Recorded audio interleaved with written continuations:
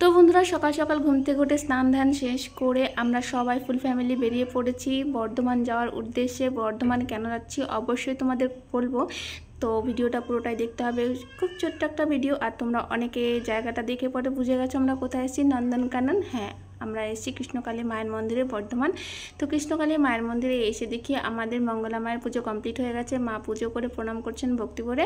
তো মাকে দেখে মনটা সত্যি খুব ঠান্ডা হয়ে গেছে। অনেকক্ষণ ওয়েট করার পরে মাকে আমরা পেলাম সামনে। তো ফাইনালি মার সঙ্গে কথা বললাম, মাকে ভক্তি করে প্রণাম করে মন শান্তি হয়ে গেল। আমার ছোট্ট সোনাকে দেখতে পাচ্ছ। আমরা সবাই এসেছিলাম মন্দিরে, তবে কৃষ্ণকালী মায়ের মন্দিরে এসে পরে সত্যি খুব ভালো লেগেছে, খুবই ভালো লেগেছে। যারা যারা এখন পর্যন্ত কৃষ্ণকালী মায়ের মন্দিরে আসনি তারা অবশ্যই একবার এসে ঘুরে যাও, তোমাদের মনস্কামনা অবশ্যই পূর্ণ হবে। মা হচ্ছেন অন্তর্যামী। তোমরা মন থেকে মাকে জয় মা কৃষ্ণকালী মায়ের জয় সারাদিন মনে মনে নাম জপ করো, দেখবে তোমাদের সুফল অবশ্যই হবে।